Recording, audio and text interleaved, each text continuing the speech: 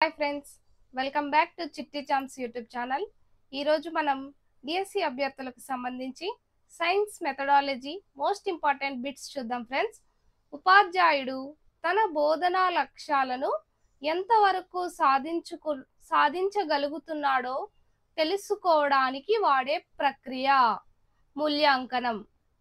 మూల్యాంకనంలో పరస్పరం ఆధారపడిన అంశాల్లో అభ్యసన అనుభవాలు, మూల్యాంకనం సాధనాలతో పాటు ఉండేది లక్ష్యాలు. నెక్స్ట్, మూల్యాంకనం అనేది ఒక అవిరళ ప్రక్రియ. మొత్తం విద్యా వ్యవస్థలో ఒక సమైక్య భాగమై విద్యకు అన్ని లక్ష్యాలతోనూ దగ్గర సంబంధం ఉంటుంది అని తెలిపిన వారు కొఠారి కమిషన్. ప్రాచీన పరీక్షా విధానం కేవలం ఏ రంగానికి ప్రాముఖ్యత ఇచ్చింది? జ్ఞానాత్మక రంగం. నెక్స్ట్, ఒక విషయాన్ని గురించి లేదా వ్యక్తిని గురించి పరిమాణాత్మకంగా అంచనా కట్టడానికి విద్యా సంబంధమైన వాటిని గురించి మాత్రమే నిర్వహించేది పరీక్ష. మూల్యాంకనానికి ఒక ఆకారాన్ని, ఒక అధికారాన్ని కల్పించి విద్యార్థి వర్తమాన ప్రగతిని అంచనా వేసేది మాపనం.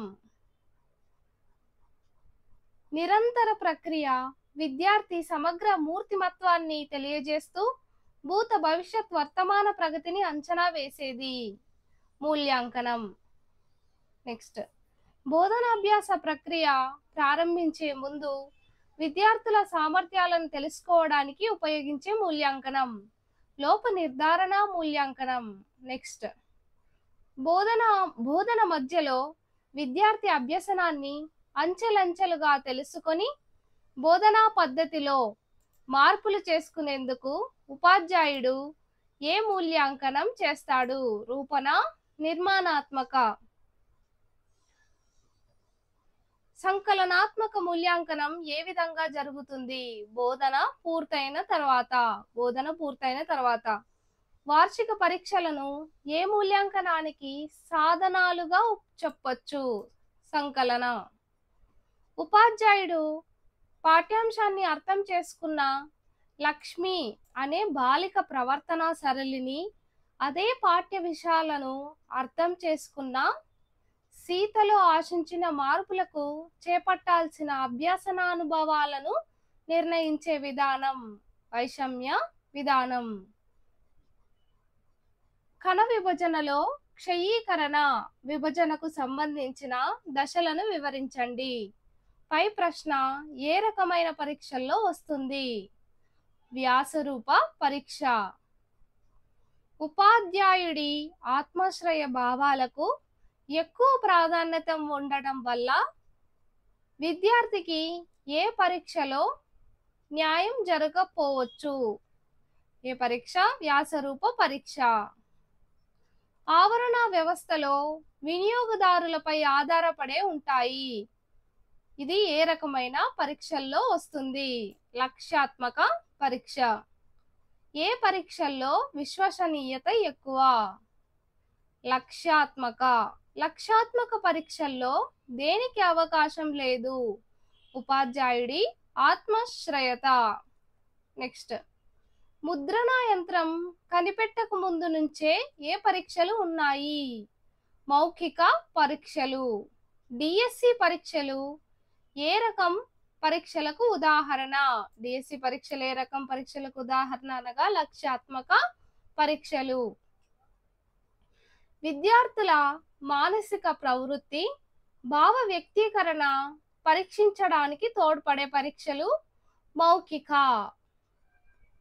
శిక్షణ సామర్థ్యం ఉన్న వ్యక్తులను ఆ సామర్థ్యం లేని వ్యక్తుల నుంచి వేరు చేయడానికి ఉపయోగపడేవి సహజ సామర్థ్య పరీక్షలు.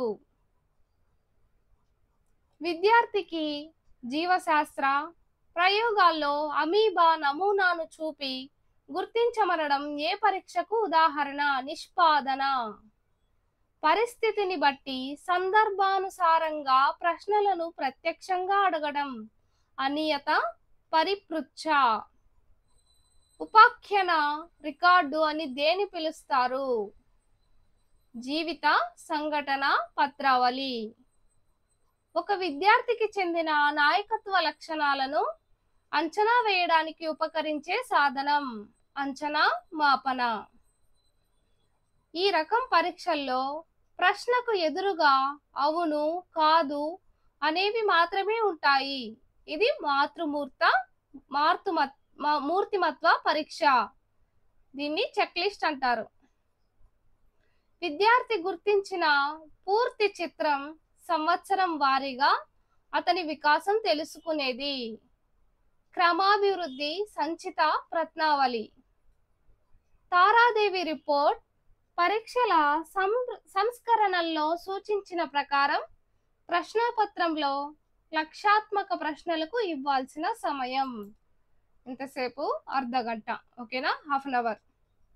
ఎవరైతే బోధిస్తారో వారే పరీక్షించడం ఆవశ్యకం అని వివరించిన వారు యూనివర్సిటీ గ్రాంట్స్ కమిషన్. విద్యార్థుల ఫలితాలను చూపే యోగ్యతా పత్రాలు వేరువేరు సబ్జెక్టుల్లో విద్యార్థుల నిష్పాదనాన్ని తెలిపేవిగా ఉండాలి, కానీ మొత్తం పరీక్షలో పాస్ ఫెయిల్ అని నిర్ణయించేవిగా ఉండొద్దు అని సూచించింది Kothari commission. Most important bit. ఉత్తమ నికషకు ఉండాల్సిన లక్షణం కానిది ఏది? ఆత్మశ్రయత. లక్ష్యాత్మక అంటే ఒక పరీక్షా పత్రాన్ని వేర్వేరు ఉపాధ్యాయులు దిద్దినప్పుడు ఒకే మార్కులు రావాలి. కింది వాటిలో ఏ పరీక్షలకు విశ్వసనీయత తక్కువగా ఉంటుంది? వ్యాసరూప పరీక్షలు. అన్ని పాఠ్యాంశాల్లోనూ అన్ని విషయాలను పరీక్షించేటట్లు పరీక్షా పత్రం ఇస్తే దానికి ఏ లక్షణం ఉందని అంటారు? సమగ్రత. పాఠ్య విభాగాన్ని బోధించిన తర్వాత రూపొందించుకున్న బోధనా లక్ష్యాలు నెరవేరింది. యూనిట్ పరీక్ష. యూనిట్ పరీక్షలో నైపుణ్యానికి ఇచ్చే మార్కుల శాతం 12. యూనిట్ పరీక్షలో కఠిన స్థాయి ప్రశ్నలకు ఇచ్చే మార్కుల శాతం 24. యూనిట్ పరీక్షల్లో ప్రశ్నపత్రం రూపకల్పనలో కింది వాటిలో దేనికి ఎక్కువ మార్కులు కేటాయించాలి? సాధారణ స్థాయి. ఉపాధ్యాయ నిర్మిత పరీక్షల్లో ప్రశ్నపత్రం సప్రమాణత రూపొందించడానికి తోడ్పడేది. బ్లూ ప్రింట్ తయారీలో దేనికి ప్రాముఖ్యత ఉండదు? ఉపాధ్యాయుల అభిరుచి. మరిన్ని ఇలాంటి వీడియోల కోసం సబ్స్క్రైబ్ చేయండి.